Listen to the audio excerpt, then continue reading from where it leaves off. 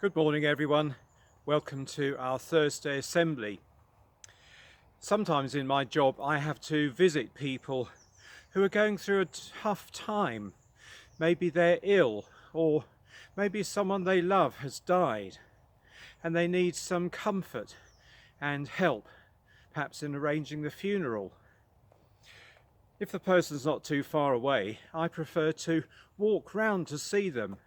And as I walk, I can pray and ask God to help me to say the right words, to bring some comfort to that person. 100 years ago, the man who did my job at the church walked everywhere. He had more than one church to look after, and he often had to walk over to Purley or Kenley, and he'd walk up and down the road that goes past St John's Church. In fact, he was so well known for walking up and down that road that it was named after him, Canon's Hill. His name was Canon Granville Dixon.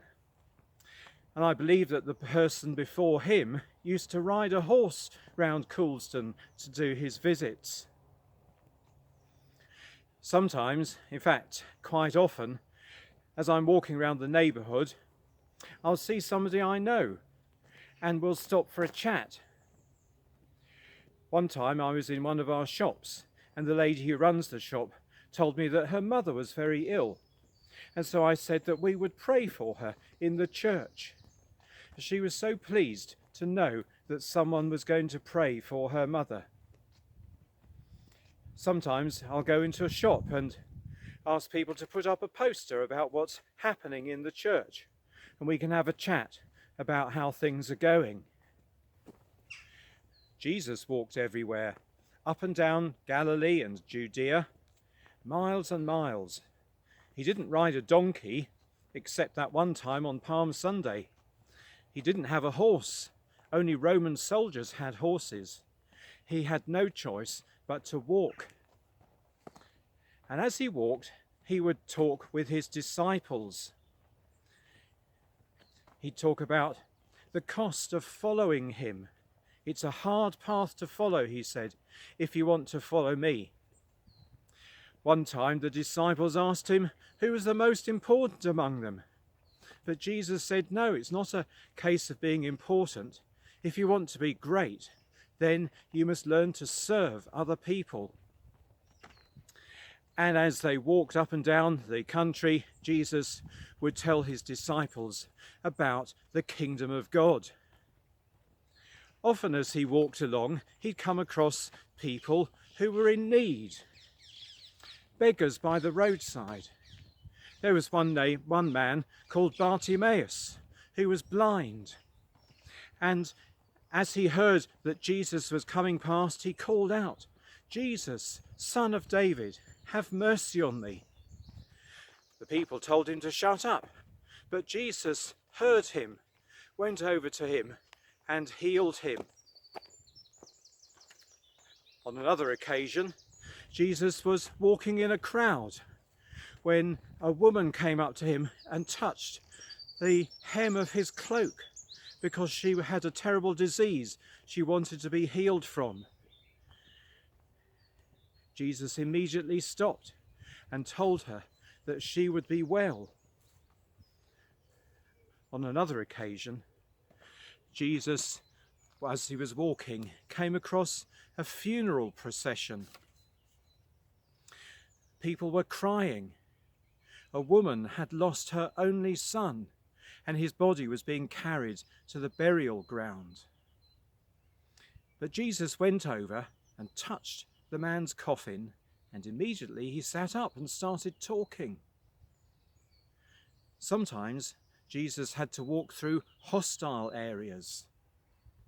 There was a time when he and his disciples were walking through a Samaritan village where the people hated the Jews.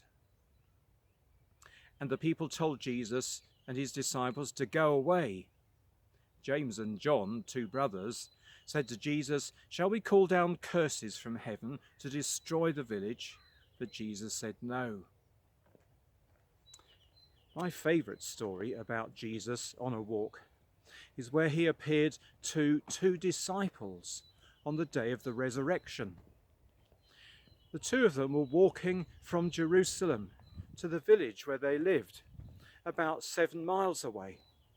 It was downhill all the way, and as they walked and talked about what had happened, Jesus came along beside them, but they didn't recognize him.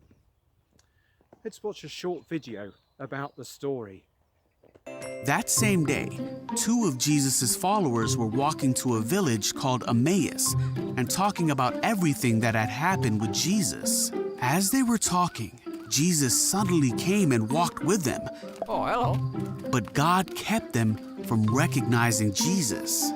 Jesus asked them what they were talking about. The 2 men were very sad. One of them, whose name was Cleopas, said, "You must be the only person in Jerusalem who hasn't heard about all the things that have happened there in the last few days." Jesus asked, "What things?" The men replied, "The things that happened to Jesus." And they began to tell Jesus about everything that had happened to him. They told him that some women had gone to his tomb and said that his body was missing, and that others had gone to see if it was true and saw that his body really was gone. Then Jesus said to them, "You foolish people, you find it so hard to believe all that the prophets wrote in the scriptures." Let me explain. Then Jesus took them through the writings of Moses and all the prophets, explaining from all the scriptures the things concerning himself. By this time, they were nearing Emmaus. Jesus acted as if he was continuing on. Hey, wait! But the men begged him to stay the night with them because it was getting late. Come with us! Oh, okay. So Jesus went home with them, and as they sat down to eat, Jesus blessed the bread. Then he broke the bread and gave it to them. Suddenly their eyes were opened, and they recognized Jesus. It's you! And at that moment, he disappeared. Where'd he go? The men said to each other, "Didn't our hearts burn within us as he explained the scriptures to us?" Come on! And that hour, they made their way back to Jerusalem. They found the 11 and the others who were with them and told them their story. Jesus walked alongside them, listening to them and explaining what the Bible said about him. And later on, as they thought about what had happened, they said to each other, "Weren't our hearts burning inside us as he talked to us?" Do you remember that saying of Teresa of Avila that I told you about last week? She wrote, "Christ has no body on earth but yours, no hands, no feet on earth but yours.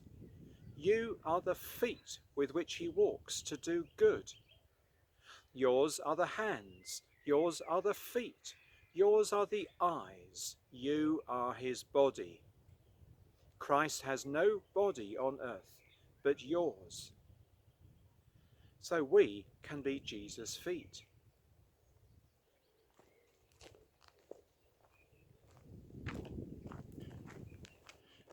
So we can be like Jesus, walking alongside people, listening to them about the things that make them sad, or puzzled, or angry, offering friendship, maybe some good advice.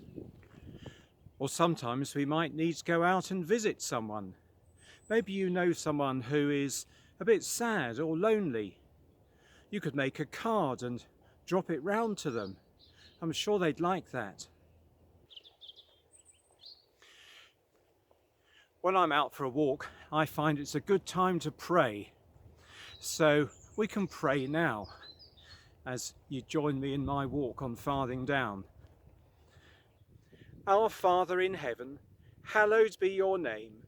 Your kingdom come, your will be done on earth as in heaven. Give us today our daily bread. Forgive us our sins as we forgive those who sin against us. Lead us not into temptation, but deliver us from evil. For the kingdom, the power, and the glory are yours, now and forever. Amen.